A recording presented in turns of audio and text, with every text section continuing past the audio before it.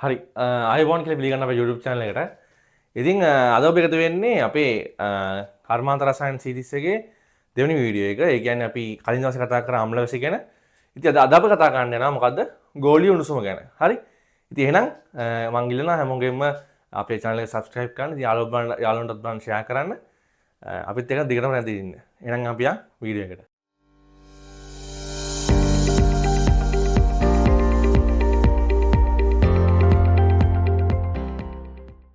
හලව මේ කතාවට අපි ආරම්භයක් ගමුකෝ. අපි මෙහෙම ඇඳොත් එහෙම පෘථිවිය හරි පෘථිවිය ඇඳොත් එහෙම ඔන්න සූර්යයා තියෙනවා මෙන්න මෙහෙම. හරි. ඉතින් ඔයගොල්ලෝ දන්නවා පෘථිවියයි සූර්යයයි අතර තියෙන්නේ මොකද්ද? හිස් අවකාශය තමයි තියෙන්නේ නේ. හරිද? අපි ග්‍රහලෝක අතර ඒ ඔක්කොම අතර හිස් අවකාශය තමයි තියෙන්නේ. එතකොට සූර්යයාගේ ඉඳන් කොහොමද ඔන්න කියන උත්තරේ කියන්න ගියා. සූර්යයාගේ ඉඳන් කොහොමද පෘථිවියට ශක්තියෙන් තාපෙන්නේ මොන විදියටද? මොන විදියට සූර්ය ශක්තිය තාපය කියන එක එන්නේ කොයි විදියටද? දැන් මේ පෘථිවිය රත් වෙන්නේ සූර්යයාගේ මොන විදියටද? මොන විදියටද? විකිරණ දියනේ. පල්ලෙහාට අපිට හම් වෙනවා විකිරණ ලෙස. විකිරණ ලෙස. ඇත්තටම ගත්තොත් ඕකේ ප්‍රධාන වශයෙන් වර්ග තුනක ඉන්නවා කට්ටිය. හරි? උතර ඉන්නවා අදෝරක්ත කිරණ ඉන්නවා. ඊට පස්සේ ඉන්නවා පාරජම්බුල කිරණ ඉන්නවා.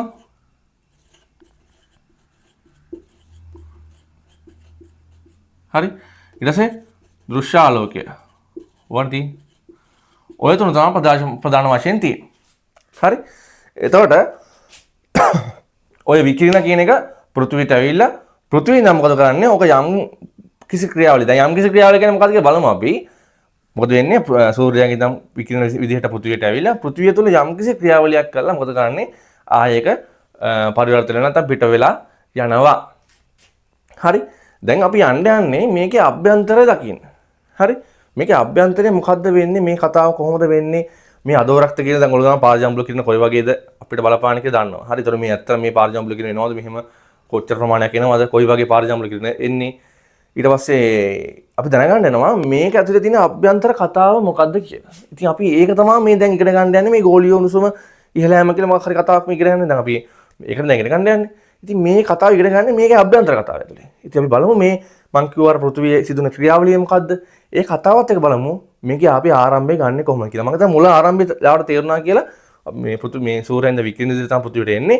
ඉතින් ඒකත් එක්ක යම්කිසි ක්‍රියාවලියක් එක තමයි මේ දේ වෙන්නේ කියලා තේරෙනවාට මේ පෘථිවිය තුළ යම්කිසි ක්‍රියාවලියක් එනවා මේ කිනවලිය. හරි. ඉතින් අපි බලමු මොකද්ද මේ ක්‍රියාවලිය මොකද්ද මේ කතාව කියලා. දැන් මෙතනින් පස්සේ තමයි හොඳටම කොල්ල ටික කියලා ටික අහන් ඉන්න ඕනේ. ඒක නිසා වීඩියෝ එක හරියට අහන් ඉන්න. අහන් හිටියා මේ කතන්දර තේරුම් ගත්තාම මේක ලේසි. මං කිව්වා මේවා පාඩම් කරන්නේ පිළිතුරු ලියලා මාකින් බලලා තමයි අපි පුළුවන් තරම් ලියන එක තමයි කරන්නේ. හරි. එහෙනම් අපි යන් ඉතුරු කොටසට. හරි තමයි. මම කිව්වා එතකොට අපිට පෘථිවියට විකිරණ විදිහට මේ පෘථිවිය ප්‍රධාන වශයෙන් දෘශ්‍ය කිරණයි ඇත්තරම දෘශ්‍ය කිරණයි ඊට පස්සේ පාරජම්බුල කිරණයි පැමිණෙනවා කියලා. ඇත්තනම සලකවුවට ওই පාරජම්බුල කිරණ වැඩි ශක්තියක් තියෙන ඒවා එන්නේ නැහැ පෘථිවියට. ඇයි ඒ? මොකද හේතුව? හරි. ඔයගොල්ලෝ දන්නවා ඕසෝන් වියනේ මොකද කරන්නේ? මේක උරාගෙන ඉතා අඩු ශක්තියක් තියෙන පාරජම්බුල කිරණ තමයි මේ පෘථිවියට මේ පැමිණෙන්නේ. මේ පින්න මම දාලා තියෙන උඩින් එනවා. හරි. ඊට පස්සේ මේ දෘශ්‍ය කිරණ කෙලින්ම එනවා අපේ පෘථිවියට. හරි. ඉතින් ඒකත් එක්ක හරිද? ඒකත් එක්ක මොකද කරන්නේ? මේ පෘථිවි පෘෂ්ඨය කරන වැඩේ ඒක යම් ප්‍රමාණයක් උරාගෙන දැන් දෘශ්‍ය ආලෝකය යනවා නම් දෘශ්‍ය කිරණ යනවා ඒකෙන් යම් ශක්ති ප්‍රමාණයක් උරා ගන්නවා. උරාගෙන ආයෙ මොකද කරන්නේ? එයා එළියට පිට කරනවා. මේ බලන්න අඩු ශක්තියක් සහිත දෘශ්‍ය කිරණ විදිහට පිට කරනවා. සහ තව උරාගෙන මොකද කරන්නේ? එයා අදුරක්ත කිරණ විදිහට එළියට පිට කරනවා. හරි. සාමාන්‍යයෙන් මේ ක්‍රියාවලිය වුණොත් මීටර ගැඹුරු ක්‍රියාවලියක් තියෙනවා තව. හරි. ඒ වචනට ආවේ නෑ.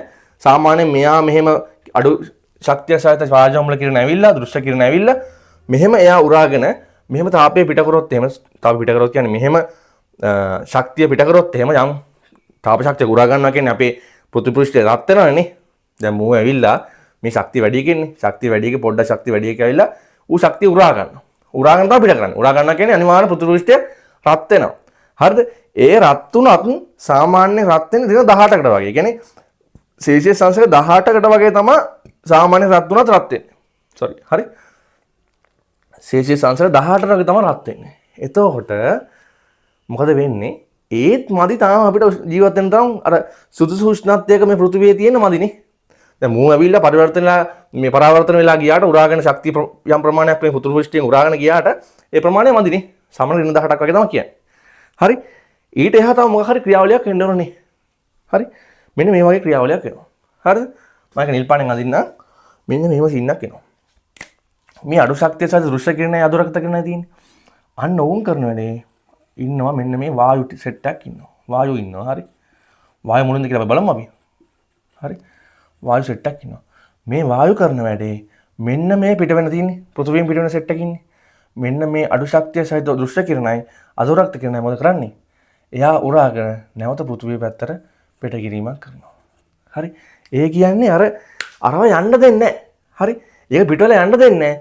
ඒක හැම වෙලෙම පවත්වා ගන්න බලනවා. මොකද අපිට ඍණ 18 රෙන සාමාන්‍යයෙන් සෙල්සියස් අංශක 15 තමයි අපිට කියන්නේ සාමාන්‍ය පෘථිවිය රත් වෙලා කියලා කියන්නේ. සාමාන්‍ය උෂ්ණත්වය කියලා කියන්නේ. ඒ ජීවයේ පැවැත්ම උෂ්ණත්වය සෙල්සියස් අංශක 15 කියලා තමයි කියන්නේ. හරි. එතකොට මොකද මේ වායු වලින් කරන්නේ? මේ වායු වලින් කරන්නේ මෙන්න මේ උෂ්ණත්වය මොකද යන්නේ පවත්වා ගන්න. ඒ කියන්නේ අර උරාගෙන හම් වෙන අඩු ශක්තිය සහිත දෘශ්‍ය කිරණයි අදුරක්ත කිරණයි මොකද කරන්නේ? එයා මොකද කරන්නේ? එයා ඒව අවශෝෂණය කරගෙන එයා මොකද කරන්නේ? එයා විමෝචනය කරනවා ආයේ පෘථිවි පෘෂ්ඨය දෙසට. ඒ මගින් මොකක් කරන්නේ? අර ප්‍රශස්ත උෂ්ණත්වය කියන තියෙන සෙල්සියස් 15 කියමුකෝ අපි. අන්නේ උෂ්ණත්වය පවත්වා ගන්නවා. හරි. ඉතින් අපි මේ ක්‍රියාවලියට දැන් අර මේ ක්‍රියාවලින් විතර මදි. මොකද මේ උෂ්ණත්වය තමයි අතර තියෙන්නේ. මේ ක්‍රියාවල අමතරව තව ක්‍රියාවලියක් වෙනවා. අන්න මේ ක්‍රියාවලියට තමයි අපි කියන්නේ මොකද්ද? හරිතාගාර ආචරණය කියලා. තේරුණාද? ඒතර හරිතාගාර ආචරණය ඕනද අපිට? ඔව් ඕනේ. නැත්තම් මොකද වෙන්නේ? මෙන්න. හරි. ඒතර හරිතාගාර ආචරණය නිසා තමයි මෙන්න මේ විදිහට උෂ්ණත්වය පාලනයකින් පවත්වා ගන්න. මෙන්න මේ වායු මොකද කරන්නේ? අර අඩු ශක්තිය සහිත දෘශ්‍ය කිරණයි අදෝරක්ත කිරණයි උරාගෙන ඒව වායු ගෝලේ පවත්වන්න ඒගොල්ලෝ ආයේ ඒව පෘථිවිය දෙසට නිදහස් කරලා මොකද කරන්නේ? අපේ ප්‍රශස්ත උෂ්ණත්වය මොකද කරන්නේ? ඒගොල්ලෝ පවත්වා ගන්නවා. හරි. ඉතින් මේක විශේෂත්වය වෙන්නේ මේවට විශේෂ වායු ටිකක් තියෙනවා. ඒවට කියනවා අපි හරිතාගාර වායු කියලා. මේ වායු වලට කියනවා අපි මොකද්ද? හරිතාගාර වායු කියලා. ඒතර හරිතාගාර වායු මේ උදව් කරන ක්‍රියාවලිය මොකද්ද කියන්නේ අපි? මොකද්ද? හරිතාගාර ආචරණය කියලා. තේරුණාද? මම නෝට් එක දාලා දිනවා ආයි කියවන්න මම හිතනවා තේරෙන්නේ නැති කියලා. මම කියන්නේ මේ හරිතාගාර වායු ගැන. ඒතර මේ හරිතාගාර වායු ඇත්තටම ගත්තොත් එහෙම මේ අපි වායු ගෝලයේ ගොඩාක් වායු තියෙනවා. හරි. N2 තියෙනවා, O2 තියෙනවා. නිකන් අර තනි පරමාණුවක් විදිහට තියෙන ආගන් එක එක ඒවා තියෙනවානේ. හැබැයි හැම එකනම හරිතාගාර වායුවක් වෙන්නේ නැහැ. ඒත් අපි බලන්න ඕනේ මොනවාද හරිතාගාර වායුවක් වෙන්න ඕන තියෙන දේවල්. හරි. මොනවාද හරිතාගාර වායු කියලා අපි දැන් බලන්න යන්නේ. හරි. ඉතින් අපිට ලේසි හරිතාගාර වායු වෙන්නේ මොනවද කියන එකට කලින් හරිතාගාර වායු නොවෙන්නේ මොනවද කියලා කියන එක ලේසි. හරිද? සාමාන්‍යයෙන් හරිතාගාර වායු නොවන ඒවා අඳුර ගන්න ලේසි. ඔය සමපරමාණුක වායු සමපරමාණුක මොනවද සමපරමාණුක? N2 O2 හරි H2 ඔය වගේ ඒවා. ඒ වගේ ඒවා සමපරමාණුක වායුනේ.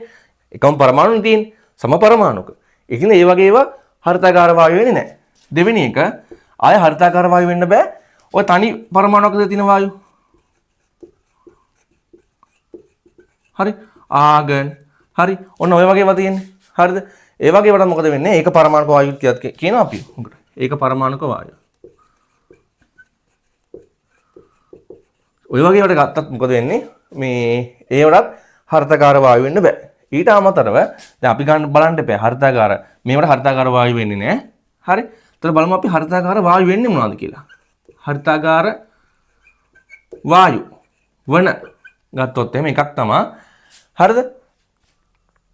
විෂම ද්වීප කියන්නේ ද්වීප පරමාණුක වායු විෂම ද්වීප පරමාණුක වායු තියෙන. ඒ කියන්නේ සම පරමාණුක නැති වෙනස් දෙන්නේ මෙදිච්ච ඒවා. ඒ කියන්නේ ඔය කාබන් මොනොක්සයිඩ් වගේ. දැන් කාබන් කියන්නේ එක පරමාණුවක්, ඔක්සිජන් කියන්නේ තව පරමාණුවක්. ඊළඟට දෙකකට වැඩි පරමාණු ගණනක් තියෙන තිබෙන වායු. හරි? දෙකකට වැඩි පරමාණු ගණනක් තියෙන වායුත් අපි ගන්නවා මේ හරිතාගාර වායු වන වායු කියලා ගන්නවා. හරි අපි උදාහරණ බලමු කිහිපයක්. මේකෙම හලනවා මේකේ ඇත්තටම පොඩි තව කාරණාවක් තියෙනවා හරිතාගාර වායුවක් වුණා මේ කාරණාවම ඇත්තටම මදි තව එක කාරණාවක් තියෙන ඒක සපුරන්න ඕනේ. ඒක සපුරවුවාට පස්සේ තමයි ඇත්තටම හරිතාගාර වායුවක් ඉන්නේ. අපි දැන් ඒකත් බලමු. හරි. හරිද? දැන් මම දෙවෙනි කොටසදී කිව්වා මෙතෙන්ට දෙකකට වැඩි හරිත මේ කියන්නේ දෙකකට වැඩි පරමාණු ගණනක් තියෙන වායුව ගත්තොත් එහෙම SO2 ඊට පස්සේ SO3 NO2 අපි අම්ල විශ්ලේෂණය කතා කරගෙන නිතරම පිට වෙන ඒවා. හරි. සහ ඔක අමතරව මේ කාබන් මොනොක්සයිඩ් එක ගත්තාම හරි මේ වගේ ඒවා සාමාන්‍යයෙන් හරිතාකාර වායු වෙන්නේ නැහැ කියලා කියනවා. හේතුව දන්නව මොකද්ද කියලා? හරිතාකාර වායු කියන සාමාන්‍යයෙන් එයා දීර්ඝ කාලයක් පවතින්න ඕනේ. දැන් මේ උෂ්ණත්වය පවත්වා ගන්න පොඩ්ඩක් ඌ වැඩේ කරන්න බෑ කාලයක්. ඌ මෙන්න වැඩේ කරා මෙන්න නැති වුණා. අවුල්නේ. ඒතර ඒ හිස්තර පුරවන්නේ කවුද? ප්‍රශ්නයක් තියෙනවනේ. හරි මම තේරෙනවනේ ප්‍රශ්නයක් තියෙන තැන. එතකොට මේ හරිතාකාර වායු කියන කට්ටිය අනිවාර්යෙන් දීර්ඝ කාලීව පවතින වායුවක් වෙන්න ඕනේ නේ. දීර්ඝ කාලීව පවතින වායුවක් වෙන්න ඕනේ. එතකොට මොකද වෙන්නේ? එයා තමයි හරිතාකාර වායුවේ තවත් සුදුසුකමක් වෙන්නේ. හරි. මේවත් හරි. හැබැයි සුදුසුකමක් තව එකක් තියෙනවා මොකද්ද? දීර්ඝ කාලයක් එයා පවතින්න ඕනේ. ඉතින් මේ වායු සාමාන්‍ය දීර්ඝ කාලයක් පවතින්නේ නැතිනම් අපි මේවට කියනවා හරිතාකාර වායු විදිහට ගන්නෙ නෑ අපි. හරි.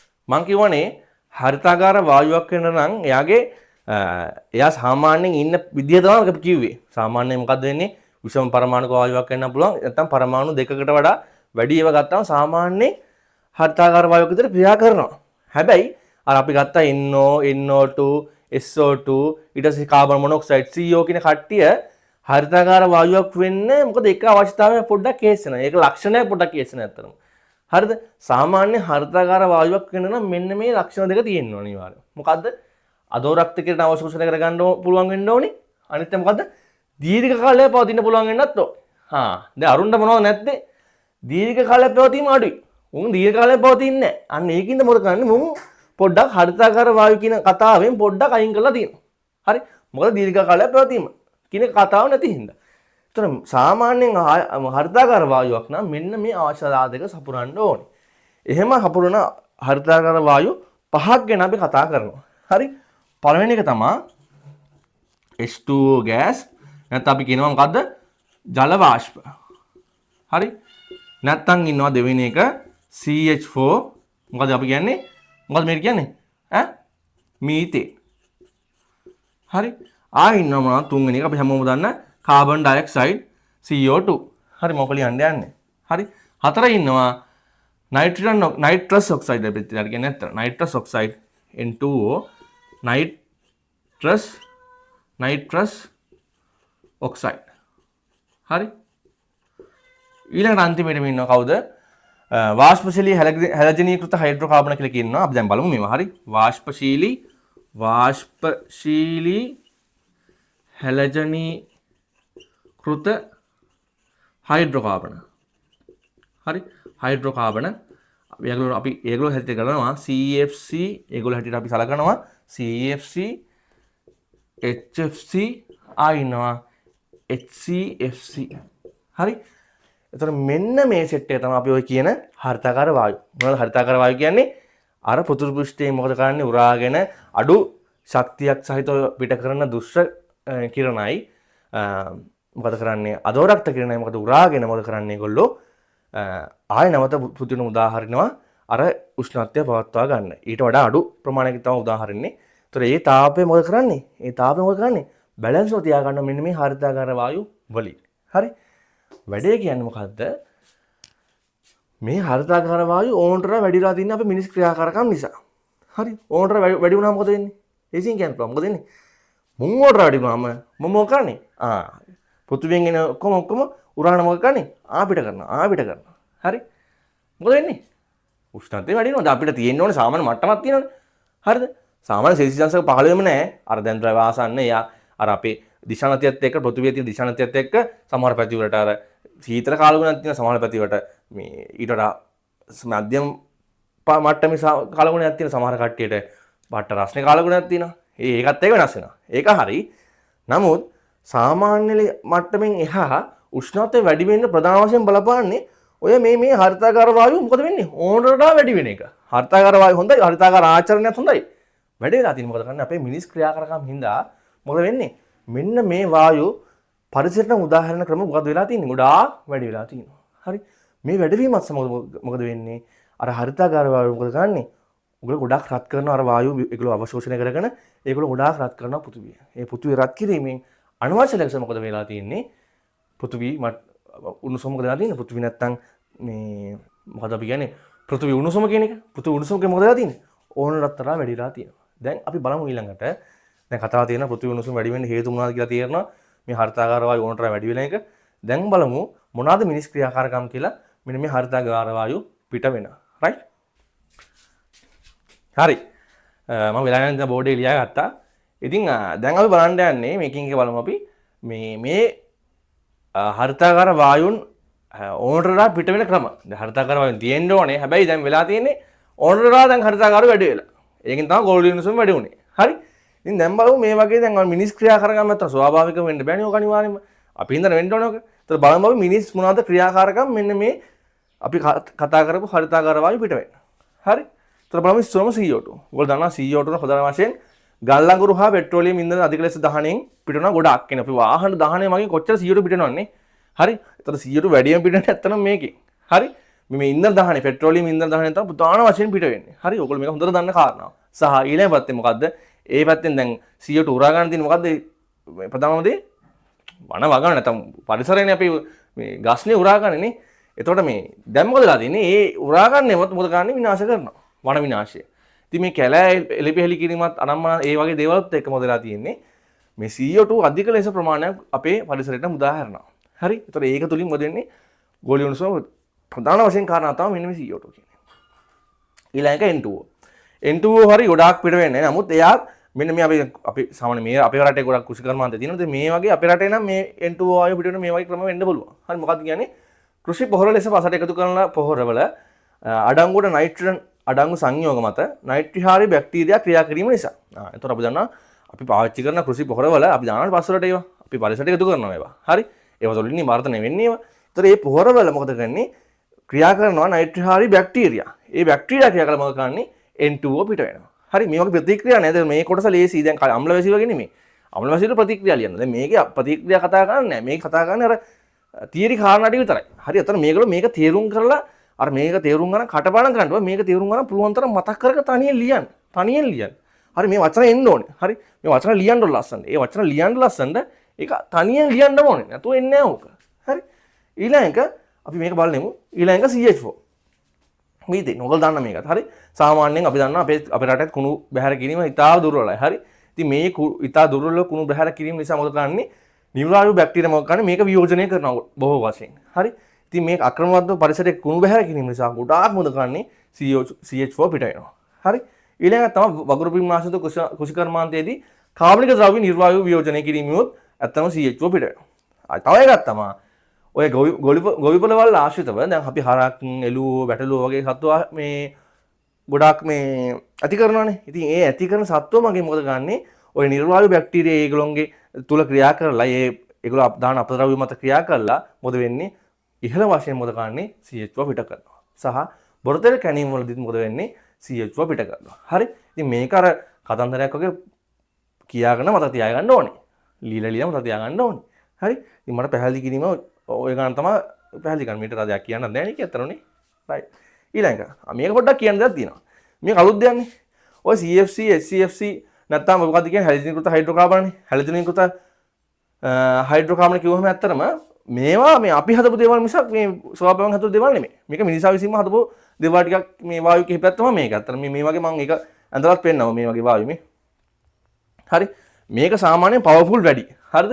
ඒ කියන්නේ සාමාන්‍යයෙන් මේක CO2 එක ගුණයකින් මේ හරිතාකාර මේ මොකද්ද ගෝලීය උණුසුම දායක වෙනවා නම් මේක සාමාන්‍යයෙන් මෙන්න මේ පස්වෙනි හතරවෙනි කොටාසේ සාමාන්‍යයෙන් ඒ වගේ 10 ගුණයකින්. හරිද? ඒ වගේ 10 ගුණයකින් මේක පවර්ෆුල් නැත්නම් ගෝලීය උණුසුම වැඩි කරනවා. ඒ කියන්නේ මෙයා පාය පොඩ්ඩක් තිබ්බත් ඇති ඈ. හරි මෙයා පොඩ්ඩක් තිබ්බත් ඇති ඒක ඇති කරන බලපෑම වැඩි. හරි ගොඩක් කරන මේ කතාව මතක් වෙන්න ඕනේ. වායු සමන යන්ත්‍ර ශීතකරණ භාවිතයේදී මොකද කරන්නේ? ඒවා අපි ආයෙ අපි පාවිච්චි කරන කෙලින්ම දානවා පරිසරයට. ওই පරිසරෙම උදාහරණයක් මොකද වෙන්නේ? මෙන්න මේ CFC, HCFC ඒ වගේ අඩොංග වෙනවනේ. HFC එහෙම. ඒතර ඒ වගේ මොකද වෙන්නේ? ඒවන් කෙලින්ම පිට වෙනවා පරිසරයට ඒක. ආයෙ අපි පාවිච්චි කරන සුන්දර විලවුන් පලිබෝධනාශක මදුන් ඒව පරිසරයට එකතු කිරීම තුලින් මොකද වෙන්නේ? මෙන්න මේ වායු පිට වෙනවා. සහ අන්තිම වශයෙන් සවිවර ප්ලාස්ටික් නිපදවීමේදී පිපුම්කාරක වායුවක් ලෙස. ඒතර මේක හදා ගන්නවා සවිවර ප්ලාස්ටික් හදද්දී පිපුම්කාරක වායුවක් ලෙස මේ වායුව හදා ගන්නවා. ඒතර ඒ වගේම මොකද වෙන්නේ? පරිසරයට මෙන්න මේ වායු පිට වෙනවා. හරි. ඉතින් මේ වායු පිටවන කොටස මෙච්චරයි. ඉතින් අපිට බලන්න තියෙන්නේ. ඉතින් අපිට බලන්න තියෙන්නේ ළඟට ඇති කරන බලපෑම මොනවද කියලා අපිට බලන්න තියෙන්නේ. ඒක අවම කරගන්න මොනවද අපි කරගන්න ඕනේ? මේ ගෝලීය උණුසුම කියන තත්ත්වය අවම කරගන්න මොනවද කරගන්න ඕනේ කියලා තමයි බලන්න ඕනේ. හරි. මේකේ අපි කතා කරමු කිහිපයක් මේ කතා ගන්න තමයි තියෙන්නේ. අපි කතා කරමු මේ කාරණා ටික. ඉතින් සාමාන්‍යයෙන් මේ ගෝලීය උණුසුමත් එක්ක වෙන්න පුළුවන් ප්‍රදර්ශන කිහිපයක් තියෙනවා. අපි මූලිකව කතා කරන කිහිපයක් තියෙනවා. එකක් තමයි මේ ගෝලීය උණුසුම වැඩි වීමත් එක්ක ඔය සීතල රටවල දැන් මොකද කරන්නේ? ග්ලැසියර් තියෙනවා, අයිස් කඳු තියෙනවානේ. ඒ අයිස් කඳු මේ ග්ලැසියර් මොකද වෙන්නේ? දිය වෙලා මොකද වෙන්නේ? මුහුදු මට්ටම මොකද වෙන්නේ? අපි හිතුවටත් සාමාන්‍ය තත්ත්වයට මොකද වෙන්නේ? වැඩි වෙනවා. ඒ වැඩි වීමත් එක්ක මොකද වෙන්නේ? ඔය පහත් වීම නැත්නම් මාලදිවයින ඊට පස්සේ ඔය දූපත් ආශ්‍රිත තියෙන දූපත් තියෙන. ඒ දූපත් මොකද වෙන්නේ? කෙමින් යට වෙන්න පටන් ගන්නවා. හරි. ඒතර එක කාරණාවක් තමයි ඒක. දෙවෙනි කාරණාව තමයි මොකද වෙන්නේ? ඔය මේ නියං සමයත් එක්ක නැත්නම් මේ අධික උෂ්ණතාවය සහිත කාලගුණයත් එක්ක ඔය ඩෙන්ගු ඊට පස්සේ මැලේරියා වගේ බෝ වෙන රෝග ඉක්මනට ව්‍යාප්ත වෙනවා. හරි. ඒතර රෝග බෝවීම ඉක්මනට ව්‍යාප්ත වෙනවා මෙන්න මේ උෂ්ණ කාලගුණයත් සමග. නැත්නම් ගෝලීය උෂ්ණත්වයේ ඉහළ යාමත් සමග. තුන්වෙනි කාරණාව තමයි අපි ගත්තොත් එහෙම ඔය සුලිසුලාන් ටොනාඩෝ කියන ඒවා සමහරවිට අපි දන්නවා ඔය කාන්තාරවල සුලිසුලාන් ටොනාඩෝ කියන එක නිතරම තියෙනවානේ. ඒ මොකද්ද?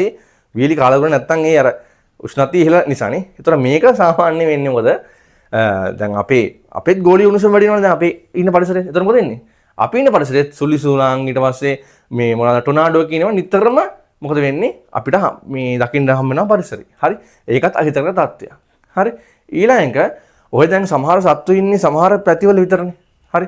දැන් අපි දන්නවා සමහර සර්ප වර්ග ඉන්නවා වැලිවල කාන්තාරේ ඉන්න සර්ප වර්ග ඉන්නවා. හරි? අධි උෂ්ණත්වයේ සහිත පැතිවල ඉන්න සත්තු වර්ග ඉන්නවා. දැන් මොකද වෙන්නේ?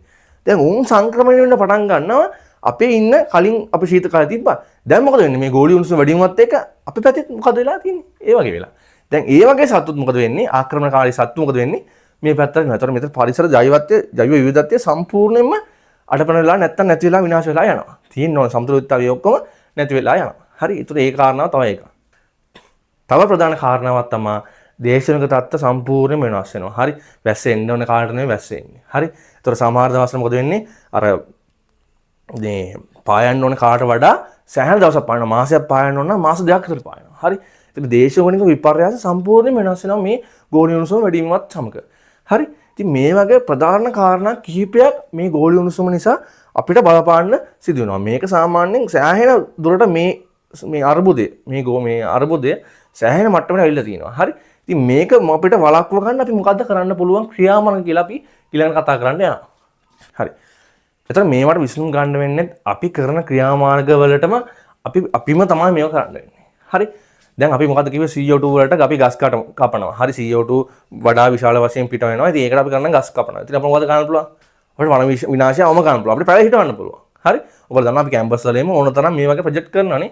ඉතින් ඔයගොල්ලන්ට මේක අපේ කැම්පස් විතර නෙවෙයි. ගොඩාක් අපි තැන්වල කරනවා මේ වගේ ප්‍රොජෙක්ට්. ඉතින් පුළුවන් තරම් මේ වගේ දේවල්ට සහභාගී වෙන්න පුළුවන් ඔයගොල්ලන්ට. හරි. මේක අවම කරගන්න. රයිට්. එතකොට මේ එකක් වන විනාශය අවම කිරීම සහ ප්‍රධාන වශයෙන් තව එකක් තියෙනවා මොකද්ද? දැන් නම් මේක ගොඩක් වෙනවා. හරි. මොනවද? පොසිල් ඉන්ධන දාහනය අවම කිරීම. එතකොට දැන් ගොඩාක් අවිලා තියෙන ඉලෙක්ට්‍රික් වාහන. හරි. ඒතර ඉලෙක්ට්‍රික් වාහන වලින් මේ පොසිල් ඉන්ධන දාහනය අවමයි. හරි. මේක නිසා මොකද වෙන්නේ? පරිසර හිතකාමී විදිහට තමයි මේක යන්නේ. ඒතර අපිට ඒ තාක්ෂණයත් එක්ක ගිහිල්ලා ඒතර අපේ රජවල් ඒවට තීරණ අරගෙන මේ දේවල් කරන්න ඕනේ. හරි. ඒ දේවල්ත් එක්ක අපිට පුළුවන් පොසිල් ඉන්ධන දාහනය අවම කරලා අපේ CO2 ප්‍රමාණය ඒ කියන්නේ හරිතගාරවල අපමණ ලෙස පිටවීම වළක්වා ගන්න. හරි. ඒතර පොසිල් ඉන්ධන දාහනය ඊට පස්සේ ඒ දාහන වෙනුවට අපිට පුළුවන් ඔය මේ අපි කර්මාන්ත ශාලා ආශ්‍රිත පොසිල් ඉන්ධන දාහනය කිරීම කරනවානේ. අපි සමහර යන්ත්‍ර සූත්‍ර භාවිත කරන ඉතින් අපිට පුළුවන් ඒක වෙනුවට යොදා ගන්න මොනවද? සූර්ය ශක්තිය යොදා ගන්න පුළුවන්. සුළං ශක්තිය යොදා ගන්න පුළුවන්. අපේ කාර්යයන් කරගන්න. හරි. ඒ කියන්නේ විකල්ප ශක්තිය පාවිච්චි කරන්න පුළුවන් අපිට. ඊට පස්සේ මුහුදු රළ ශක්තිය, ඒ මගින් එන ශක්තිය. ඒ වගේ දේවල් අපිට පාවිච්චි කරන්න පුළුවන්. ආයෙ මොනවද? ආයෙ මොකද? අර අපි කතා කරමු කෘෂි පොහොර කියන එක.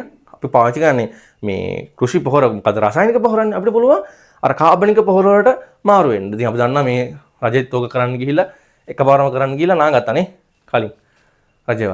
හරි. ඉතින් ඒක අපිට එකපාරම කරන්න බෑ. අර ඒ ක්‍රමානුකූලව අපි ඒක සිදු කරලා කොහොමද අපි හුරු වෙන්න ඕනේ කාබනික පොහොර භාවිතයට. හරි.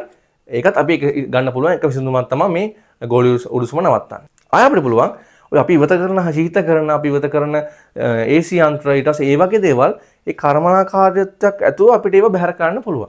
දැන් කොහොම පාවිච්චි කරන්නේ? ඉතින් ඒක පාවිච්චි කරන යවම කරන්න පුළුවන් අපිට සහ ඒවා අපිට කර්මනාකාරීත්වයක් ඇතුව අපිට බැහැර කරන්න පුළුවන්. සහ තමයි මොකද්ද? කුණු බැහැර කිරීම.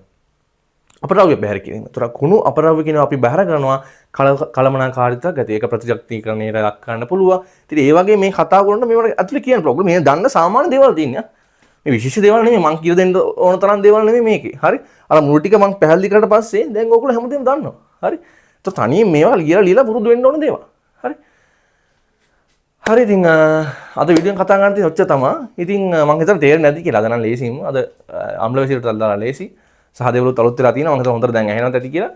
ඉතින් අපි තවත් අලුත් වීඩියෝ වලින් හමුවෙමු ඉස්සරහට. මම එක දිගට මේ ටික දාන් යන්න. ඉතින් අපිත් එක්කම නැඳී සිටින්න කියලා මං ඉල්ලනවා. එහෙනම් අපි ඊළඟ වීඩියෝ එකෙන් හමුවෙමු. ආයිබෝවන්.